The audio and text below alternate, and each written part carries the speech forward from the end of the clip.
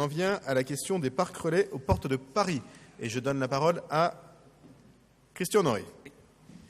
Oui, pardonnez-moi, monsieur le maire. La volonté unanime partagée du Conseil de Paris de réduire la pollution dans la capitale en offrant des alternatives à la mobilité individuelle polluante. Beaucoup d'habitants de la banlieue de Paris, spécialement ceux qui habitent en grande couronne, n'ont d'autre choix que d'utiliser un véhicule individuel pour se rendre sur Paris, faute de transport en commun suffisamment performant. En l'absence de parcs de stationnement aux portes de la capitale, ces personnes sont contraintes de poursuivre leur trajet jusqu'à Paris intramuros. Le maillage assez dense du métro et du tramway aux portes de la capitale en fait des sites préférentiels pour implanter des parcs relais. Le STIF, sous l'impulsion d'une nouvelle majorité, vient de relancer la dynamique de création de parcs relais pour limiter les déplacements individuels et créer de véritables pôles de multimodalité. La création de parcs relais au port de Paris n'implique pas nécessairement la création de nouveaux parcs de stationnement, mais plutôt une conversion de parcs déjà existants, souvent sous-utilisés, comme ceux des pôles commerciaux, des bailleurs sociaux, voire de certaines entreprises. C'est la raison pour laquelle nous émettons le vœu que la maire de Paris propose au STIF la conversion de certains parcs de stationnement sous-utilisés au port de la capitale en parcs relais labellisés en concertation avec les bailleurs sociaux, les propriétaires de centres commerciaux et les entreprises volontaires. Je vous remercie. Merci. Pour vous répondre, la parole est à Mario Gonzalez.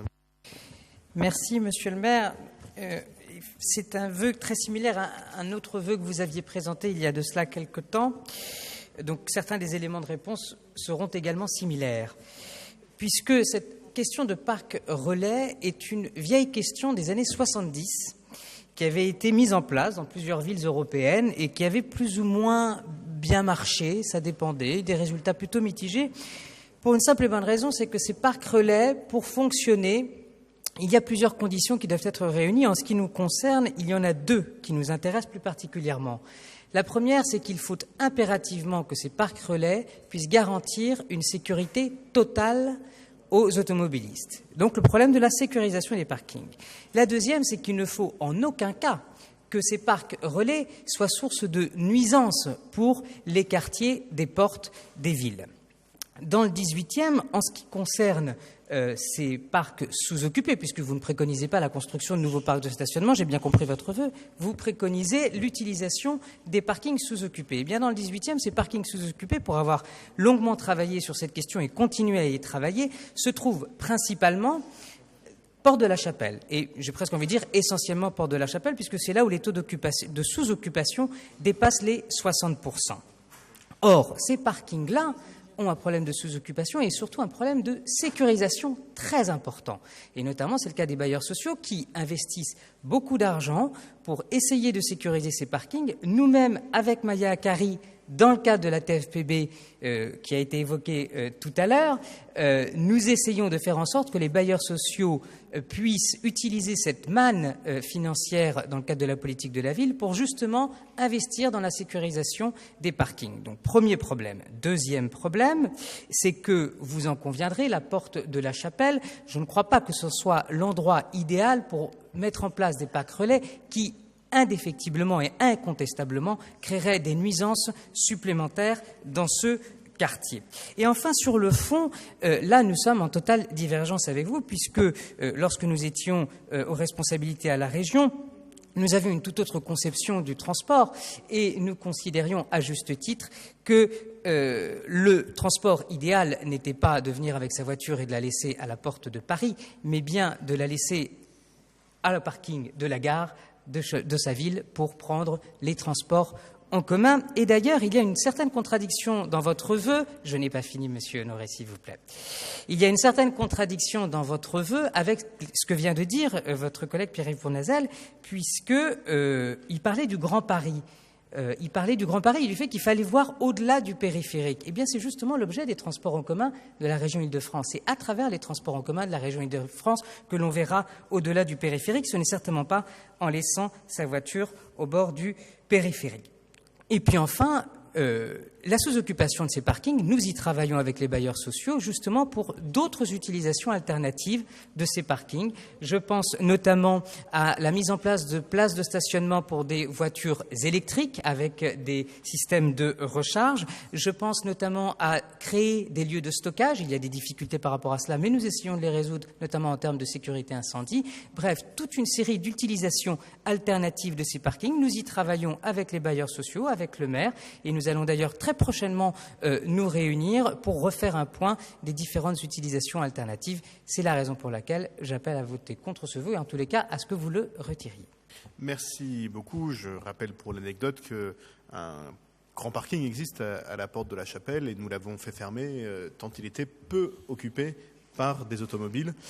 Ce qui veut dire que la demande ne devait pas être excessivement importante à l'endroit où il existe. D'ailleurs, il existe un autre parking à la porte de Clignancourt et qui, là encore, a un petit peu de mal à se remplir, ce qui doit bien vouloir dire que l'idée que les gens vont prendre leur voiture jusqu'à la porte de la Chapelle depuis la banlieue pour ensuite prendre les transports en commun ou depuis la porte de Clignancourt est, à mon avis, légèrement erronée, que ce que veulent les gens, c'est prendre leur voiture pour aller jusqu'à la gare de leur domicile et là, rentrer directement dans Paris sans avoir à faire un changement supplémentaire après 20-25 minutes de route. Pour des explications de vote, Frédéric Badina a demandé la parole. Est-ce qu'il y a d'autres explications de vote? Il n'y en a pas d'autres. On passera ensuite au vote. Frédéric Badina. Merci. Merci, monsieur le maire. Merci, monsieur le maire. Bon, alors on est un peu surpris parce qu'effectivement, comme l'a précisé Mario, il y avait un vœu quasi similaire qui avait été déposé par votre camarade Pierre Licia il y a quelques mois, donc c'est pas grave, on va redire les choses. Il était légèrement différent, mais finalement c'est une forme de progression, mais c'est pas grave, les réponses elles seront les mêmes. On votera toujours contre ce vœu parce que quand bien même nous soyons d'accord avec vous sur l'utilité de transformer les parkings des bailleurs sociaux, aujourd'hui laissés à l'abandon, comme l'a précisé Mario, alors que nous avons encore trop de voitures garées en surface, considérer qu'il faut les ouvrir aux franciliens en rabattement aux portes de Paris n'est toujours pas la bonne solution. Nous préférons ainsi miser sur une intermodalité entre la voiture et le réseau de transport en moyenne et en grande couronne. C'est en tout cas la ligne que nous avons défendue lors des élections régionales et que nous continuons de défendre aujourd'hui dans l'opposition à la région. La vérité, c'est qu'une démarche de la sorte, elle est coûteuse. Mario l'a abordé pour les bailleurs notamment, qui à ce stade doivent encore trouver les compétences nécessaires auprès des professionnels du stationnement. Le travail est en cours, c'est long, il faut qu'on y bosse. Donc on va continuer d'y travailler ici dans le 18e et avec Christophe Nadjowski au niveau central. Mais l'autre vérité qu'il faut avoir à l'esprit, et je pense que là c'est vraiment le point le plus important, c'est que la priorité portée par le STIF, qui, semble-t-il, est toujours présidé par votre majorité de droite à la région, cette priorité en matière de stationnement, elle n'est pas donnée aux portes de Paris. Elle a été donnée à la Grande Couronne, et c'est bien tout le sens du plan des 10 000 places de stationnement de rabattement qui vient d'être voté par le conseil d'administration du STIF. Au cas où, je vous le rappelle, c'est tout frais, c'était la semaine dernière. Plan que nous avons d'ailleurs voté car nous considérons que la priorité est là, en Seine-et-Marne, dans les Yvelines, en Essonne, aux confins de l'Île-de-France, et pas aux portes de Paris si on s'en tient à la logique de rabattement et de maillage d'un réseau de transport. C'est comme ça que ça fonctionne un peu partout dans le monde. Ici, chez nous, dans le 18e, le sujet, c'est pas le rabattement, le stationnement de rabattement, mais plutôt le stationnement résidentiel et notre capacité à trouver tous les leviers de reconversion de parkings existants, notamment pour les ouvrir à d'autres fonctions, outre le stationnement des Parisiens, la logistique urbaine, le stationnement des véhicules des services de la ville, du stockage, etc. Enfin, plein d'autres fonctions auxquelles il faut que nous puissions réfléchir. Donc voilà, on est un peu surpris parce que pour nous, votre vœu n'est pas tout à fait cohérent avec l'ambition et les priorités portées par la majorité régionale qui préside le STIF et à laquelle vous appartenez, cher monsieur. Merci beaucoup. Il y a d'autres explications de vote. Monsieur Honoré, vous allez expliquer pourquoi vous allez voter votre vœu, donc vous allez le faire rapidement. Monsieur Mario Gonzalez me proposait de retirer le vœu. Non? Bon, très bien. Donc je vais le soumettre au vote. Mais, soyons courtois, on ne va pas se dire oui, non, comme ça, nous sommes polis, même tard la nuit. D'abord, vous parlez que de deux portes, celle de la Chapelle, celle de Clignancourt. Nous, on parlait des portes de Paris. Il faut bien voir que les habitants d'Île-de-France... On a compris le sens de votre vœu. Il s'agit là d'une explication de vote de quelques secondes. M. Gonzalez et M.